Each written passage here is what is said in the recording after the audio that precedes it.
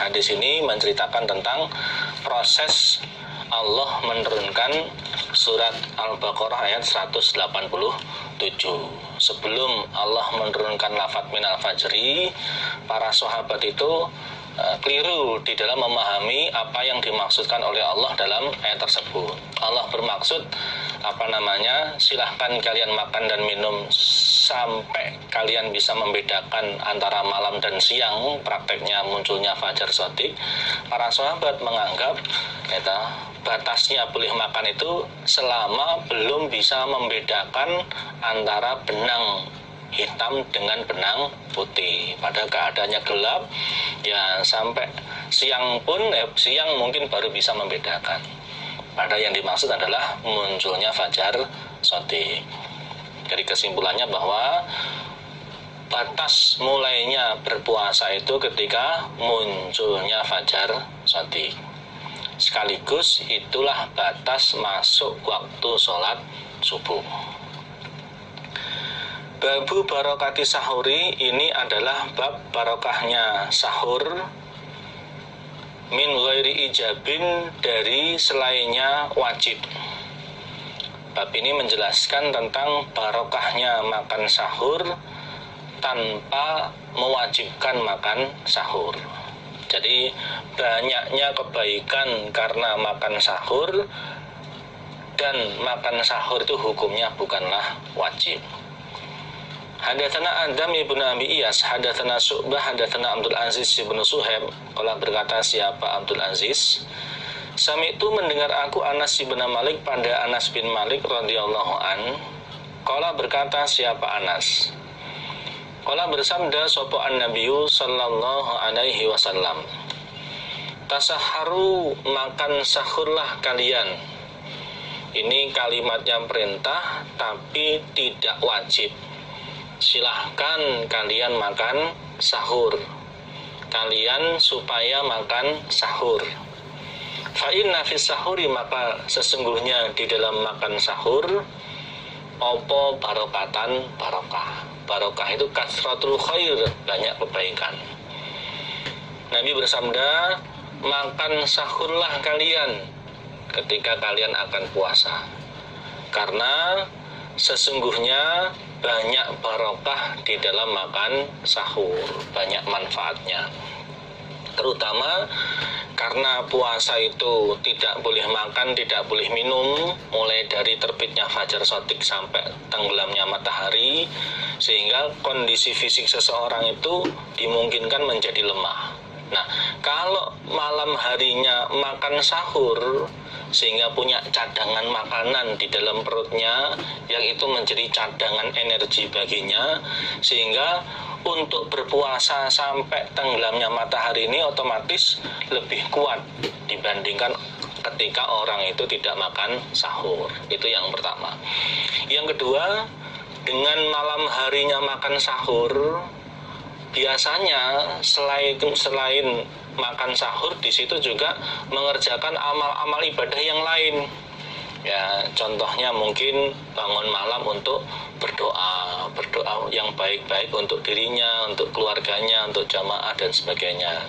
Ya, juga mungkin di situ untuk baca Al-Quran, mungkin nunggu istrinya, nunggu ibunya menyiapkan makan sahur sambil nunggu kemudian baca Al-Quran, atau juga dengan sholat sunnah, sholat tahajud, ya, seperti itu.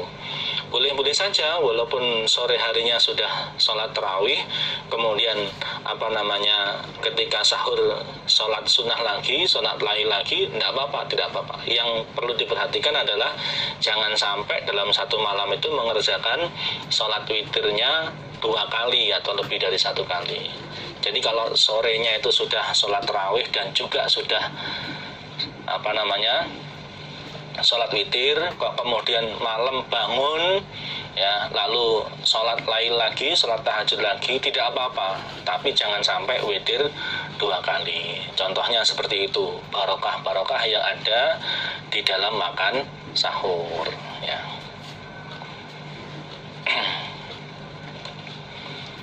Bab fi tauqidis sahuri, di dalam menguatkan makan sahur. Itu bisa sahuri, bisa suhuri. Kalau sahur itu alat sahur, nah, berupa makanan dan minuman. Kalau suhur itu perbuatan sahurnya, perbuatan makannya. Bab ini menjelaskan hukum dikuatkannya makan sahur. Artinya hukumnya sunnah tapi dikuatkan, atau istilahnya sunnah mu'akadah, sunnah yang dikuatkan. Hadatsana Musaddadun, hadatsana Abdullah ibn Mubarak an Musa ibni Ali ibni Rabah an Abi Qais, yaitu Maula Amr ibni As, an Amr ibni As, orang berkata siapa Amr. Allah bersabda siapa Rasulullah sallallahu alaihi wasallam. Inna faslama, sesungguhnya pemisahnya apa-apa, maksudnya sesuatu yang membedakan, baina siyamina, antara puasa kita orang Islam, umatnya Nabi Muhammad, wasiyami ahli kitab, dan puasanya ahli kitab, orang Yahudi Nasrani. Karena orang Yahudi Nasrani pun mereka juga dibebani kewajiban puasa oleh Allah. Iku aklatus sahari, makan sahur. Iku aklatus sahari, makan sahur. Nabi bersabda, sesungguhnya pemisah atau pembeda antara puasa kita orang Islam dan puasanya orang ahli kitab Yahudi Nasrani adalah makan sahur. Jadi sama-sama Allah mewajibkan ibadah puasa kepada orang Yahudi Nasrani dan umat Islam, tapi untuk praktek puasanya orang Islam itu berbeda dengan praktek puasanya orang Yahudi dan Nasrani. Perbedaannya ada pada puasanya orang Islam itu ada makan sahurnya, sedangkan puasanya orang Yahudi Nasrani tidak ada makan sahurnya. Lalu bagaimana prakteknya? Praktek puasanya orang Yahudi Nasrani, praktek puasanya orang Yahudi Nasrani sama dengan praktek puasa di awal-awal Islam, di mana bolehnya orang itu untuk makan, minum, dan juga melakukan hal-hal yang lain, contohnya jima istri, itu hanya di waktu maghrib saja. Ya, sejak terbenamnya matahari sampai menjelang masuknya waktu sholat isya. Hanya waktu itu saja boleh makan, boleh minum. Setelah masuk waktu sholat isya, maka sudah berpuasa lagi sampai maghrib berikutnya, sampai tenggelamnya matahari berikutnya. Berarti tidak ada makan sahur. Nah, di awal Islam pun praktek puasanya orang Islam sama seperti itu. Bolehnya makan, minum, dan jima istri itu hanya di waktu maghrib saja.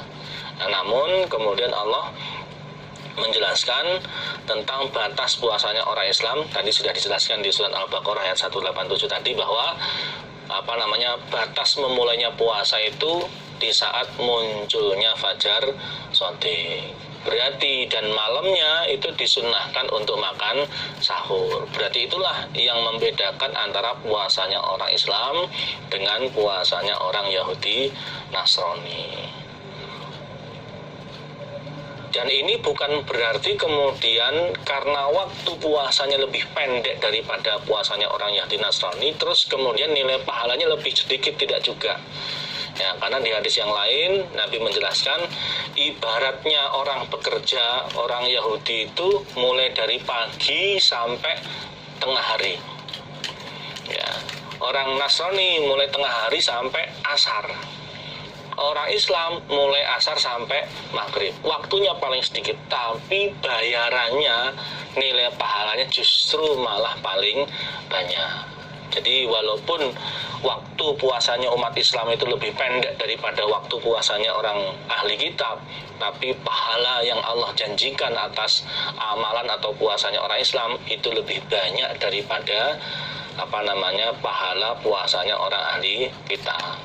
Artinya bukan berarti kemudian terus kalau pengen banyak pahalanya terus kita tidak perlu makan sahur, kita praktek puasa seperti dulu, seperti zamannya orang Alkitab. Begitu masuk Isya tidak usah makan, tidak begitu. Karena itu memang bukan praktek puasanya orang Islam. Praktek puasanya orang Islam boleh makan, boleh minum, boleh jima istri sampai munculnya fajar shadiq, dan disunnahkan untuk makan sahur ya.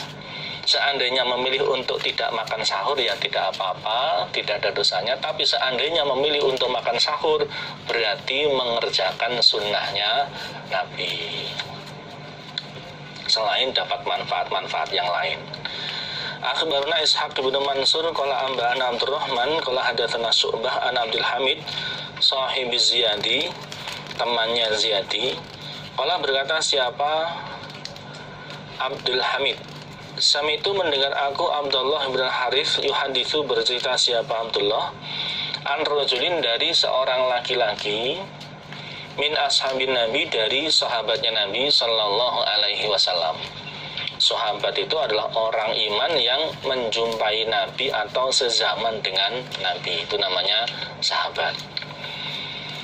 Qala berkata siapa rajul, dakhaltu masuk aku rajul ala Nabi atas Nabi sallallahu alaihi wasallam. Saya masuk bertamu ke tempatnya Nabi. Wa sedangkan Nabi iku yatasaharu makan sahur siapa Nabi. Saya masuk ke tempatnya Nabi, di saat itu Nabi sedang makan sahur. Faqala maka bersabda sapa Nabi, innaha sesungguhnya makan sahur iku barokatun barokah. Sesungguhnya makan sahur itu adalah barokah, artinya kasratu khair, banyak kebaikannya, banyak manfaatnya. A'takum yang memberikum pada kalian, a'takum yang memberikum pada kalian siapa Allahu Allah, iyaha pada barokah. Maka dari itu fala tada'uhu, maka janganlah meninggalkan kalian hu pada makan sahur. Aku masuk ke tempatnya Nabi, di saat itu Nabi sedang makan sahur. Lalu Nabi bersabda, sesungguhnya makan sahur ini adalah barokah yang Allah berikan kepada kalian. Sesungguhnya makan sahur ini adalah barokah yang Allah berikan kepada kalian. Maka janganlah kalian meninggalkan makan sahur. Tapi bukan berarti makan sahur itu hukumnya wajib. Hukumnya makan sahur itu adalah sunnah mu'akkadah, sunnah yang dikuatkan. Seandainya mengerjakan itu jauh lebih baik, ya ini dianjurkan. Seandainya kemudian tidak makan sahur, ya itu tidak menjadi dosa dan tidak mempengaruhi puasanya. Seandainya tidak makan sahur pun puasanya tetap sah. Babu waktu suhuri, ini adalah babnya waktu sahur. Hadatsana Musaddadun hadatsana Yahya Anit Taimi hiwalatul isnad, pindah jalur isnad, ada isnad yang lain dari hadis ini. Wa hadatsana Ahmad bin Yunus hadatsana Zuhair hadatsana Sulaiman At-Taimi an Abi Utsman an Abdullah bin Mas'ud. Qala berkata siapa Abdullah bin Mas'ud, qala bersabda siapa Rasulullah sallallahu alaihi wasallam, la yamna'anna, janganlah mencegah sungguh, la yamna'anna, janganlah mencegah sungguh, ahadakum pada salah satu kalian, ahadakum pada salah satu kalian, opo adzanu Bilalin, azannya Bilal, mencegah dia min suhurihi, dari makan sahurnya Ahad, min suhurihi, dari makan sahurnya Ahad.